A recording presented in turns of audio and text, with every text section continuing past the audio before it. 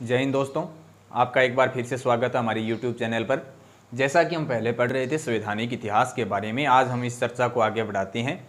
हमने 1909 के अधिनियम तक सारा कुछ पढ़ लिया था। 1909 का जो पार्लियामेंटो अधिनियम था उसके बारे में पूरी चर्चा हमने कर ली थी। अब आगे इसको बढ़ाते हैं और शुरुआत करते हैं 1919 के अधिनियम से। 1919 का अधिनियम जिसे किस नाम से जाना जाता है? मॉन्टेग्यू चेम्सफोर्ड के नाम से जाना जाता है। मॉन्टेग्यू चेम्सफोर्ड सुधार या फिर मॉन्टेग्यू चेम्सफोर्ड अधिनियम के नाम से जाना जाता है। ठीक है, अब देखिए इसके अंदर जैसे कि हमने पिछली क्लास में चर्चा की थी कि मॉन्टेग्यू होगा, जो कौन होगा? मॉन्टेग्यू था भारत सचिव। ठीक है, कौन होगा?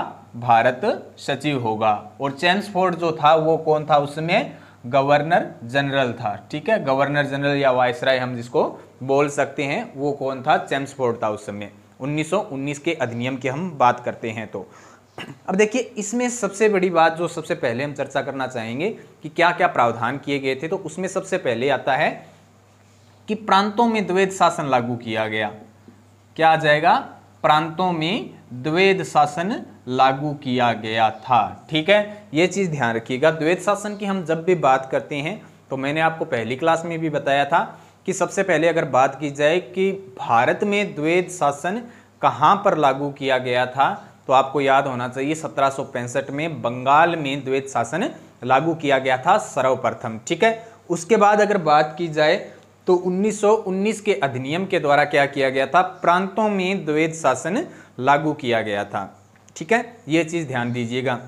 अगर बात कर लें कि द्वैध शासन होता क्या है, तो ध्यान दीजिएगा, अगर दो तरह के लोग या दो तरह की संस्थाएं एक साथ अगर किसी जो शासन को संचालित कर रही हैं तो उसे हम क्या कहते हैं? द्वैध शासन कहते हैं। इस समय भी कुछ ऐसे ही किया गया था, यानी कि कुछ आरक्षित विषय बना दिए गए थे और कुछ हस्तांतरित विषय बना दिए गए थे। जो आरक्षित विषय उस समय होते थे, ठीक है, ध्यान दीजिएगा, आरक्षित और हस्तांतरित दो तरह के विषयों का निर्माण कर दिया गया था। हस्तांतरित, ठीक है, आरक्षित जो विषय होते थे वो गवर्नर जनरल की जो कार्यकारिणी परिषद होती थी उसके द्वारा देखे जाते थे। आरक्षित विषयों में कौन कौन से आ जाते थे?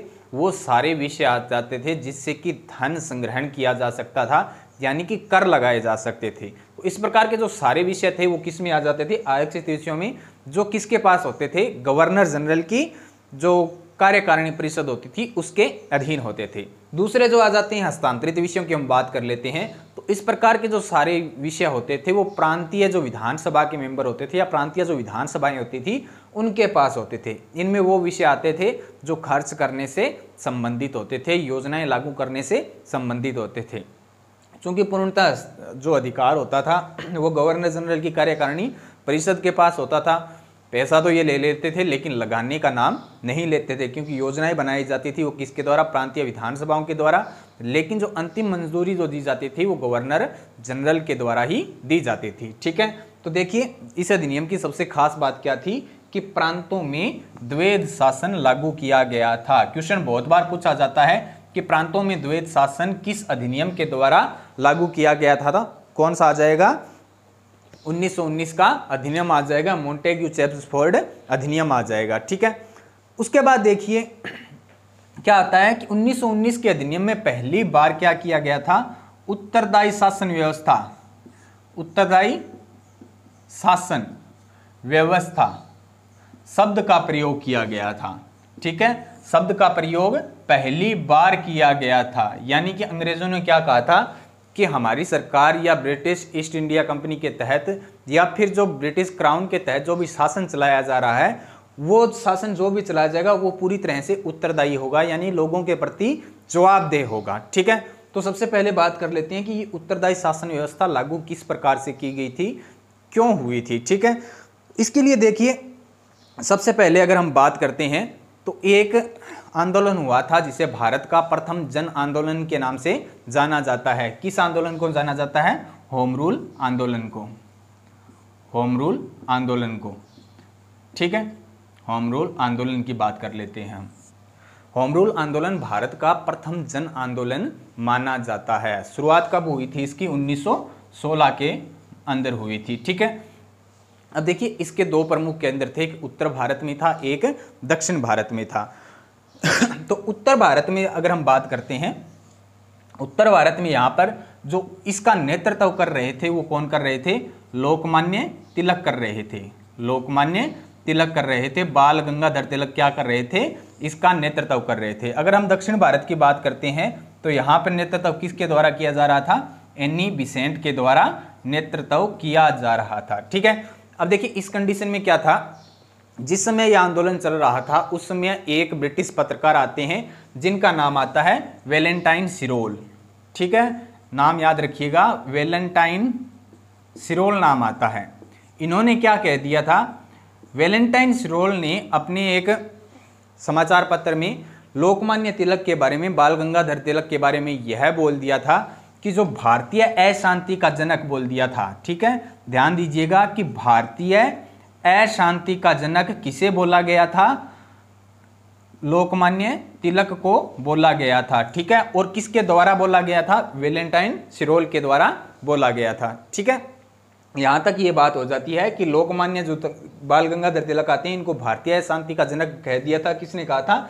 वैलेंटाइन सिरोल ने कहा था। अब क्या होता है, लोकमान्य तिलक इस पर मुकदमा करने के लिए कहां पर जाते हैं? लंदन में जाते हैं। ठीक है, तो देखिए जैसे लोकमान्य तिलक क्या जाते हैं? लंदन जाते हैं। तो यहां पर उत्तर भारत में जो जन आंदोलन चल रहा था, होम रूल आंदोलन चल रहा था, वो पूरी तरह से ठप हो गया। क्यों ठप हो गया? क्योंकि जब नेतृत्व करने वाला ही नहीं रहा था उस आंदोलन में, तो आंदोलन तो पूरी तरह से बिखरना ही था और ऐसे करते करते वो पूरी तरह से ठप हो गया था। ठीक है, दूसरी तरफ दक्षिण भारत की हम बात करते हैं तो यहाँ पर नेतृत्व कौन कर रहा था? एनी बिसेंट कर रही थी। ठीक है, उसके बाद क्या हुआ? यहां पर तो ठप हो गया, अब इसको भी तो किसी ना किसी प्रकार से रोकना था। तो इसको रोकने का प्रयास किसने किया? मोंटेग्यू ने किया। मोंटेग्यू ने क्या किया? एनी बिसेंट को बुलाया। कहां पर? लंदन बुलाया। ठीक है, लंदन बुलाने के बाद इन दोनों के मध्य एक समझौता, और समझौते में मोंटेग्यू ने यह कहा कि हमारा जो भी अगला अधिनियम भारत आएगा उसमें हम उत्तरदायी शासन व्यवस्था की स्थापना करेंगे। ठीक है, और इसके तहत ही क्या किया गया? एक डेट मिलती है हमें 20 अगस्त 1917। 20 अगस्त 1917 को ब्रिटेन की संसद में, ब्रिटेन की पार्लियामेंट में मोंटेग्यू के द्वारा यह घोषणा की गई कि हम जो भी अगला अधिनियम भेजेंगे या अगला एक्ट जो भी भारत में लागू होगा, जो भेजा जाएगा, उसमें उत्तरदायी शासन व्यवस्था की स्थापना की जाएगी। तो उत्तरदायी शासन व्यवस्था की स्थापना सबसे पहले किस अधिनियम में इसकी बात की गई थी? तो ध्यान रखिएगा 1919 के मोंटेग्यू चेम्सफोर्ड अधिनियम में इसकी बात की गई थी। ठीक है, उसके बाद अगर हम बात करते हैं तो केंद्र और प्रांतों के मध्य विषयों का बंटवारा किया गया था। 1919 के अधिनियम में क्या किया गया था? जो केंद्र आता है और प्रांत आते हैं उनके मध्य क्या किया गया था? विषयों का बंटवारा किया गया था। किस प्रकार से? जिस प्रकार से हम वर्तमान में देखते हैं 7वीं अनुसूची की हम बात करते हैं तो वहां पर 3 सूचियां दी हुई है। संघ सूची की बात कर लेते हैं, राज्य सूची की बात कर लेते हैं, समवर्ती सूची की बात कर लेते हैं। उसी प्रकार से क्या किया गया था? केंद्र और जो प्रांत आते हैं उनके मध्य क्या किया गया था? शक्तियों का या विषयों का बंटवारा किया गया था। ठीक है, नेक्स्ट हम इसमें चीज देखते हैं तो वो क्या आ जाती है? केंद्र में द्विसदनात्मक व्यवस्था की शुरुआत की गई थी। ठीक है, केंद्र में क्या किया गया? जो द्विसदनात्मक व्यवस्था है, 2 सदन वाली, जैसे कि हम वर्तमान में देखते हैं कि राज्यसभा और लोकसभा आती है, उसी प्रकार से द्विसदनात्मक व्यवस्था की शुरुआत किस अधिनियम के द्वारा की गई थी? 1919 के अधिनियम के द्वारा ही की गई थी। इसमें क्या कुछ रखा गया था? देखिए वर्तमान में जो राज्यसभा आती है उसका नाम पहले क्या था? जो उच्च सदन था उसका नाम था राज्य परिषद आ जाता है। ठीक है, और जो लोकसभा वर्तमान में हम जिसको बोलते हैं उसका नाम उसमें क्या था? केंद्रीय विधानसभा था। क्या नाम आ जाएगा? केंद्रीय विधान सभा आ जाएगा। ठीक है, तो ये ध्यान दीजिएगा कि जो केंद्र में द्विसदनात्मक व्यवस्था वर्तमान में चल रही है उसकी शुरुआत किस अधिनियम के द्वारा हुई थी? तो 1919 के अधिनियम के द्वारा हुई थी। ठीक है,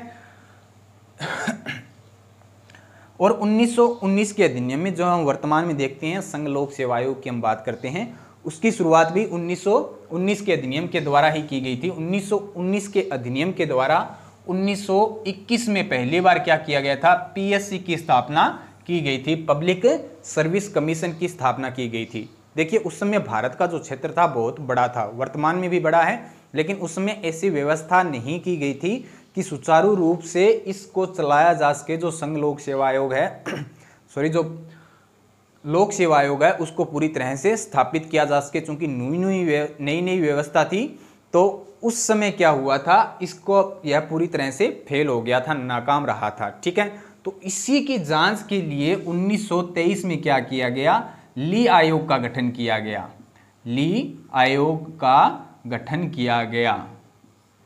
ठीक है, अब देखिए ये क्वेश्चन बहुत बार पूछा जाता है कि ली आयोग का गठन क्यों किया गया था, या फिर कई बार इस प्रकार से पूछ लिया जाता है कि लोक सेवाओं में सुधार हेतु किस आयोग का गठन किया गया था। तो आपका आंसर क्या होना चाहिए कि ली आयोग का गठन किया गया था। किस लिए किया गया था, लोक सेवाओं में सुधार हेतु किया गया था। मेन बात क्या थी, जो पीएससी थी इसमें सुधार हेतु क्या किया गया था, ली आयोग का गठन किया गया था। ठीक है, उसके बाद देखिए इसी की सिफारिशों के चलते हुए क्या कर दिया गया, 1926 में 1 अक्टूबर 1926 की हम बात करते हैं, 1 अक्टूबर 1926 को पीएससी का नाम बदलकर क्या कर दिया गया, सीपीएससी कर दिया गया था, सेंट्रल पब्लिक सर्विस कमीशन कर दिया गया था। इसका एक नया आधार तैयार किया गया, नया ढांचा तैयार किया गया ली आयोग की सिफारिशों के बाद, और पुनर्रूप से इसकी शुरुआत हुई थी सीपीएससी के रूप में, सेंट्रल पब्लिक सर्विस कमीशन के रूप में इसकी शुरुआत की गई थी। और इसके जो पहले अध्यक्ष थे, जो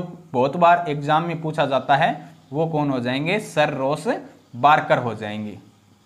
ठीक है, सर रॉस बारकर हो जाएंगे। कई जगह आपको यहाँ पर रॉस की जगह रोज भी लिखा हुआ मिल सकता है। ठीक है, वो इंग्लिश ट्रांसलेशन के कारण ऐसा हो जाता है। लेकिन देखिए आपको याद रखना क्या है, जो सीपीएससी था इसके प्रथम अध्यक्ष कौन थे, रॉस बारकर थे, और इसकी स्थापना कब हुई थी, 1 अक्टूबर 1926 को हुई थी। ठीक है, उसके बाद क्या होता है, जो नेक्स्ट अधिनियम आता है 1935 का अधिनियम आता है, उसमें आगे जाकर इसको क्या कर दिया गया, इसका नाम बदलकर क्या कर दिया गया था, एफपीएससी कर दिया गया था। यानी कि सेंट्रल से इसको फेडरल कर दिया, फेडरल पब्लिक सर्विस कमीशन कर दिया गया। किस अधिनियम के द्वारा, 1935 के अधिनियम के द्वारा। उसके बाद भारत को स्वतंत्रता प्राप्त हुई, भारत का संविधान बनकर तैयार हुआ, भारत के संविधान में भी इसको जगह दी गई। और वर्तमान में अगर हम देखते हैं तो अनुच्छेद 315 के तहत, अनुच्छेद 315 में इसका नाम क्या मिलता है, यूपीएससी मिलता है। ठीक है, तो यूपीएससी के जो गठन का प्रावधान था वो इस प्रकार से चला था। 1921 में इसका प्रावधान किया गया था सर्वप्रथम, किस अधिनियम के द्वारा, 1919 के अधिनियम के द्वारा। फिर 1923 में ली आयोग का गठन किया गया इसमें सुधार हेतु। 1926 में इसको सीपीएससी बना दिया गया। 1 अक्टूबर 1926 को प्रथम अध्यक्ष बने थे रॉस बारकर बने थे। ठीक है, उसके बाद 1935 के अधिनियम में इसका नाम बदलकर एफपीएससी कर दिया गया था। और 1950 में जब भारत का संविधान लागू हुआ उस समय अनुच्छेद 315 में इसका प्रावधान किया गया और नाम क्या रख दिया गया, यूपीएससी, संघ लोक सेवा आयोग। ठीक है, तो इसकी व्यवस्था भी ऐसे ही की गई थी। उसके बाद अगर हम बात करते हैं तो जैसा कि कल हमने पढ़ा था पिछली क्लास में कि जो सांप्रदायिक निर्वाचन प्रणाली है उसका विस्तार किया गया था। जैसे कि हमने पढ़ा था कि जो पहली 1909 में जब शुरुआत की गई थी उसमें तो केवल एक वर्ग को इसमें शामिल किया गया था, मुस्लिम वर्ग को। ठीक है, 1919 में क्या कर दिया गया, इसमें 4 और वर्ग जोड़ दिए गए थे। कौन कौन से थे, पंजाब के सिख थे आते थे, यूरोपियन आते थे, भारतीय ईसाई आते थे, और आंग्ल भारतीय भी इसमें शामिल किए गए थे। ठीक है, तो 1919 के अधिनियम में जो सांप्रदायिक निर्वाचन प्रणाली है उसका विस्तार किया गया था। ठीक है, उसके बाद इसमें एक बात और कही गई थी इस अधिनियम में कि इस अधिनियम के लागू होने के बाद या इस अधिनियम को भेजने के बाद इसके ठीक 10 वर्ष बाद, कितने वर्ष बाद, 10 वर्ष बाद एक आयोग भारत आएगा। क्या होगा, एक आयोग भारत आएगा जो क्या करेगा, वहां पर इस अधिनियम की जांच करेगा, या फिर जो ब्रिटिश शासन व्यवस्था है भारत में जो चलाई जा रही है उसकी जांच करेगा, क्या वो सही रूप से चल रही है या नहीं चल रही। ठीक है, तो इसके लिए क्या किया गया, देखिए 1929 में इस आयोग का गठन होना था, लेकिन 1927 में ही इस आयोग का गठन कर दिया गया। एक 7 सदस्यीय आयोग का गठन किया गया, 7 सदस्यीय आयोग का गठन किया गया, और इस आयोग का नाम क्या दिया गया, साइमन कमीशन। ठीक है, साइमन कमीशन। पता होगा आपको साइमन कमीशन के बारे में, क्योंकि साइमन इसके अध्यक्ष थे तो इसका नाम क्या कर दिया गया था, साइमन कमीशन कर दिया गया था। ठीक है, 1927 में इसका गठन किया गया और यह भारत कब आया था, 3 फरवरी 1928 को भारत आया था। जब यह भारत आया था तो इसका भरपूर विरोध किया गया था और इसे क्या कहा गया था, श्वेत कमीशन भी कहा गया था। क्यों कहा गया था, क्योंकि इसमें एक भी भारतीय शामिल नहीं था, सारे के सारे अंग्रेज थे। और आपको पता होगा कि जब साइमन कमीशन के विरोध करते हुए ही लाला लाजपत राय की मृत्यु हुई थी। ठीक है, तो देखिए ये भारत आ गया, 7 सदस्यीय आयोग था। उसके बाद क्या होता है, ये अपनी रिपोर्ट सौंपता है मार्च 1930 में। ठीक है, मार्च 1930 में इसकी रिपोर्ट सौंपी जाती है। तो क्वेश्चन सीधा सा पूछा जा सकता है, साइमन आयोग का जो गठन किया गया था किस एक्ट के द्वारा या किस एक्ट के प्रावधान के तहत किया गया था, तो ध्यान दीजिएगा 1919 के एक्ट के प्रावधान के तहत ही इसका गठन किया गया था। ठीक है, उसके बाद अगर हम राजस्थान जीके में पढ़ते हैं तो कई बार बीकानेर रियासत को पढ़ते हुए हमने पढ़ा होगा कि एक नरेंद्र मंडल का गठन किया गया था। नरेंद्र मंडल। ठीक है, अब देखिए नरेंद्र मंडल का गठन क्यों किया गया था, कैसे प्रावधान किया गया था। तो जो देशी रियासतें थी उन देशी रियासतों का एकीकरण का प्रयास 1919 के अधिनियम में किया गया था। उसी एकीकरण को गठन करने के लिए 1921 में क्या किया गया, एक नरेंद्र मंडल का गठन किया गया, जिसमें सभी जो रियासतें थी उनके राजा इसमें भाग लेते थे, राजा इसके सदस्य होते थे। ठीक है, तो नरेंद्र मंडल के अगर पहले चांसलर की बात की जाए तो बीकानेर महाराजा गंगा सिंह इसके प्रथम चांसलर थे, ये याद रखिएगा। तो ये सारी बातें आ जाती है 1919 के अधिनियम के तहत। ठीक है, तो हमने 1919 के अधिनियम को अच्छी तरह से पढ़ लिया है। आगे जो 1935 का अधिनियम आएगा हम उसको पढ़ेंगे नेक्स्ट क्लास में। आज के लिए धन्यवाद।